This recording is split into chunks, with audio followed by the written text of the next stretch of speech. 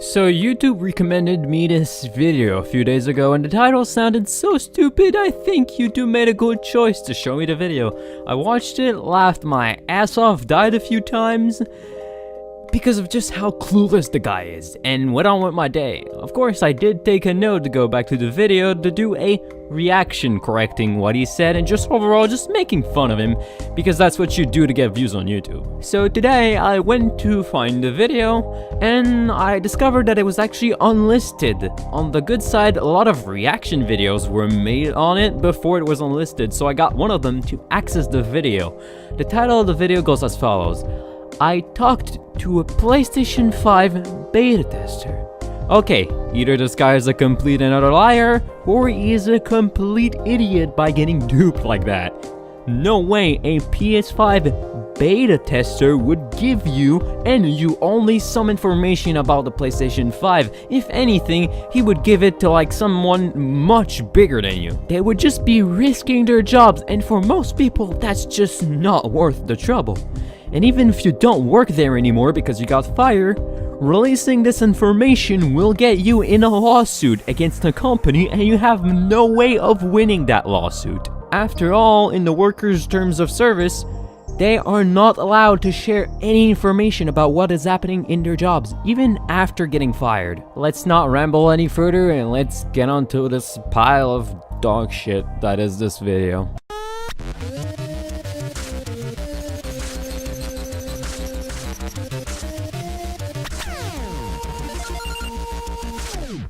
Okay, so first off, why the fuck do you still make 720p videos in 2019? They look garbage because of their low bitrate. Move up to 1080p, goddammit. Also, that intro is like animated at like 15 FPS. It's really jarring, you should update it. As many of you may have noticed, over the course of the last couple months, I've been making a lot of videos about the PlayStation 5, mostly because, personally, I'm just so hyped for it. I'm constantly curious what the games are going to look like. Just look at any game on the PC right now that has ray tracing, and you have your answer. How expensive the console itself will be, and most likely around $400 to $500, because Sony has learned from their mistakes of pricing the PlayStation 3 at $600 on release. All sorts of little details like what is the controller going to look like. Well, last night, I was actually contacted by a PlayStation employee who's currently playtesting the PS5, and they revealed a lot of very interesting details to me that I want to actually talk to you about today. Why would a Sony employee risk their jobs just to tell you some information Sony will probably release themselves in a few months? Like I said at the beginning, you probably just got duped. What's up, gamers? Dreamcast Guy here, and before we get into this, I want to just say, please consider this all as rumors right now. Here's the safety net he placed by saying, oh, consider this just rumors. But he already denied his safety net just by saying he had a trusted info source. Sorry, you can't really say, oh, I got the info source from someone you can trust, and just count it as rumors, one after another. I was able to confirm this person's identity pretty concretely, and it seems like it's all completely legit. Yet you just said the info might be wrong. Yet you just contradicted yourself right after saying you have a trusted information. That's not how rumors work. But there are just some things about it that are not 100% right. So just definitely take this with a huge grain of salt and think that maybe this is all crazy misinformation. But some of this stuff actually aligns pretty closely with some other leaks, and to me, it gets me very, very excited. You just contradicted yourself again. Good job. You won the idiot medal. Now let's start off by talking a little bit about resolution. Now right now a lot of games are basically run at 720p or 1080p. Which is true. A lot of console games, even on the Pro and the X, still run at 1080p or have a 1080p 60 FPS mode simply because, except in a few instances, both of these consoles have trouble running in native 4K because they're just not powerful enough to run in 4K. But there has been talk about in the future maybe some consoles being able to actually hit 4K natively, or maybe even 8K natively. Saying that the PS5 will be able to hit native 8K in games is extremely misleading. The probability of the new generation of consoles hitting 8K is 0%. Even the highest end PCs right now can't even play 8K at 60 FPS and have trouble running it at 30 FPS. And we're talking about like a $10,000 computer, like with a 9980XC and two RTX 2080 Ti's on LN2 cooling. If a $10,000 computer like that can't do it, then there's no fucking way in hell a $500 console can do it. By saying the PS5 can support 8K, maybe they were alluding to watching shows on Netflix or something. That's actually pretty simple to do. Now, the reason I talk about this is because higher definition graphics are an interesting idea, but they're something that's definitely part of the future. Just buy yourself a PC. We already have that native 4K 120 FPS if you're willing to spend the money to actually get a monitor of that caliber and a PC able to run those games at that high of a resolution while also being able to push out all those sweet frames. Those future console graphics are the present right now on the PC. Right now, if you wanted to buy an 8K television, it's thousands and thousands of dollars. They're kind of an impossible idea right now. By the time 8K TVs start becoming mainstream, we'll already have the 10th generation of consoles. So what's the point of aiming for 8K now? But they're definitely a part of the plan. Everything is going to end up looking photorealistic. Well, according to my source, some of the games they're testing right now, well, a lot of them are very, very early on, of course. There's not a complete PS5 game, but some of the stuff that they're actually running on there is actually hitting native 8K. Oh my god, you just got duped on so hard I can't even contain my laugh.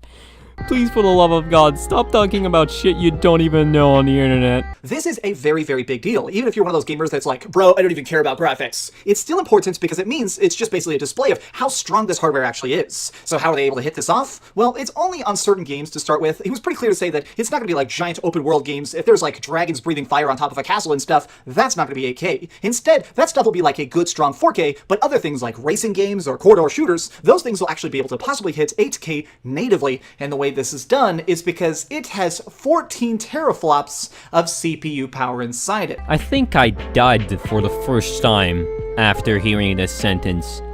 If you know anything about computer hardware, you know that what he just said makes zero fucking sense. I'll even tear it down bit by bit. For starters, the CPU has nothing to do with the resolution you can run at, the GPU will. 2 teraflops are a very, very bad measurement of GPU performance. Literally no one uses teraflops in the PC community. We use concrete numbers like the clock speed of the core and the memory, the amount of VRAM, and actual fucking benchmarks, whether it's a synthetic benchmark like 3D Mark to get a performance number, or an actual fucking video game frame rates. Teraflops is just a really bad way to saying how powerful a GPU is. It's misleading, vague, and the only good thing about it is that it's a great marketing tool because it has a really cool name and sounds really special. Finally, 14 teraflops is on par with an RTX 2080 Ti. This is a $1,200 card, by the way, and it's not even able to play games in 8K.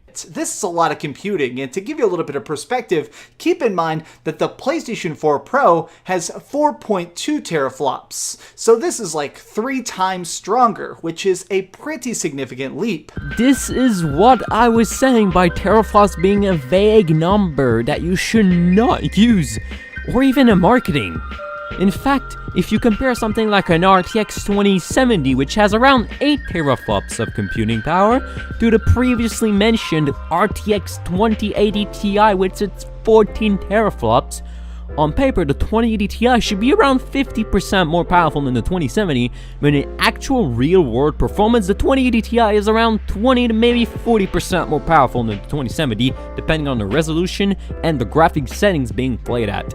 Now, it's not as big as some people may think, simply because remember that the jump up from 1080p to 4K is 4 times the resolution. Here's like an infographic to try and display that. It's a pretty big leap, so trying to go from 4K to 8K is another significant gap. This is partially assisted by the fact that the PS5 apparently has 16 gigabytes of RAM inside it. The RAM does jack shit about the resolution you play at. Again, this is another proof that you don't know what the fuck you're talking about. This is again not super shocking, and is a good sign though. It's basically saying that this will be a very nice step up from current consoles, but not such a giant leap ahead that the consoles will possibly cost $600. Something that was said again and again during my talks with this person is that cost was definitely on the table. It seems like they're trying to do everything as cheaply as possible, and also it seems like they're trying to cut a lot of special deals with a lot of these companies to make sure when they get the parts, they can get them for just pennies, to try and get them for the lowest cost. That way the console itself isn't going to be like $500 or $800. It's not a secret that companies have deals with each other to get parts for extremely cheap. If they didn't, they would have no profit margins. Because, let's face it, nobody's buying an $800 PS5. I don't care how good the graphics are. Now, something else is, something I've actually heard about and speculated on in previous videos is the idea of a solid-state drive being inside it, an SSD. Honestly, if the PS5 and the next Xbox don't have SSDs, I just don't know what to say. They have no excuse to not put one in since they're generally dirt cheap, coming in at around $80 to $100 for 1TB SATA SSD. With games getting bigger and bigger and loading times longer and longer, they need to add an SSD or people are just going to complain about how long the load times are. Well, this has now been confirmed by my source, but what's funny is that the prototype PS5s, and there's actually multiple versions of it, all of them are running with 256 gigabytes of solid-state memory just to try and save cash right now. Now, when it actually comes out, apparently they're trying to cut deals to make sure that it can have 1 terabyte or 2 terabytes in it, but the general idea is that they're trying to get the cost as low as possible, and right now, the technology for solid-state hard drives is getting easier to create, so by the time this console releases next year, it'll be a much more affordable state. Now, let's talk for a second about those multiple prototypes, because this is perhaps where the information gets the most confusing from public notes, other leaks, and what this means right now. So something we've actually seen in the news here and there is the fact that Mark Cerny, he's actually the guy who's the head of the PlayStation 4 development and now the head of the, basically the engineering and development team of the PlayStation 5. Mark Cerny has actually talked about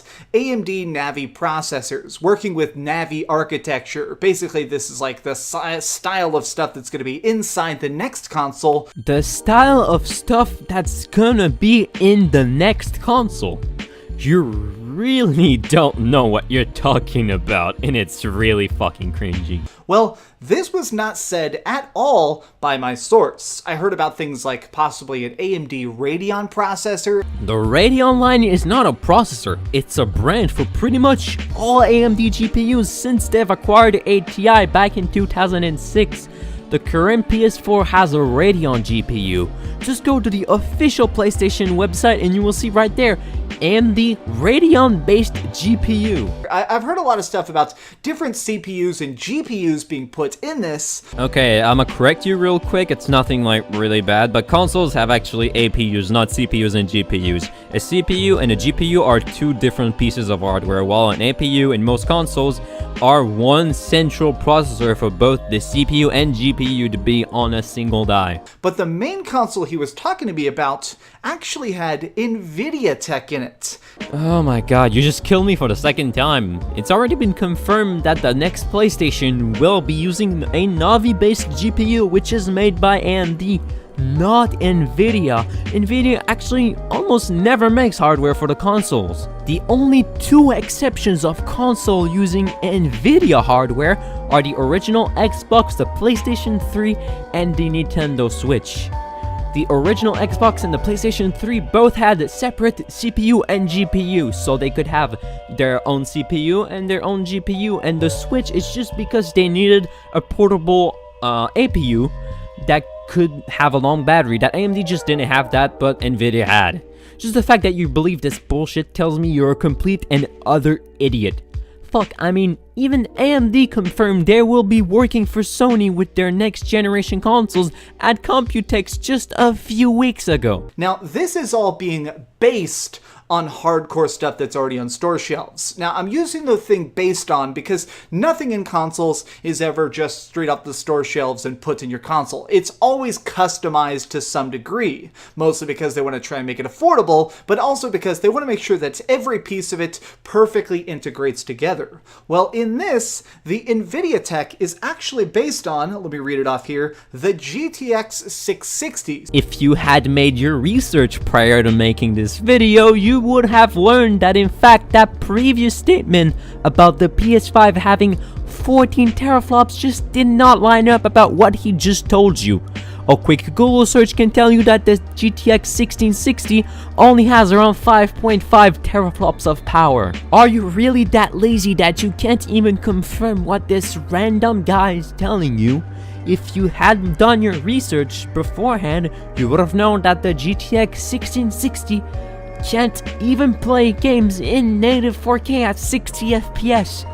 It's actually very similar to the Xbox One X in terms of performance, which, I mean, I would be extremely disappointed about like Sony if that's all they were able to manage with this new generation. So the 660 technology that's coming out now, that's sort of being talked about, that's what it's in. This is strong stuff, but not mind-blowing stuff. Basically, a lot of this tech stuff makes me think that this is going to be a nice leap above, but not crazy impossible. I know a lot of people, when it comes to the next console generation, there's always the talk about how is this going to compare to PC gaming. A lot of times whenever there's like that next huge thing coming over the horizon, a lot of people compare it to current high-end PCs because those are obviously creating the best graphics, the best visuals, the most instantaneous load times. So people are saying, okay, compared to like a $3,000 supercomputer, where does this measure up? And in my opinion, just by looking at a lot of these notes and what my source was telling me, it seems like they are measuring up in an actual practical manner. If you knew anything about computer hardware, you would have known that a 1660 is actually considered pretty low end, so no, it will not compare in any way, shape, or form to a $3,000 computer. He goes on to talk about the controller, which, I mean, just look at the image he's providing. It's obvious he's getting duped and it's hilarious. Honestly, I just feel like stopping here since this will probably be one of my longest videos so far, and he really has nothing more important to say. Nevertheless, I will include the link to the original video in the description if you want to go watch the rest by yourself. Hope you guys enjoyed it. Be sure to click the like button, subscribe, join the Discord server, and I will see you in the next one.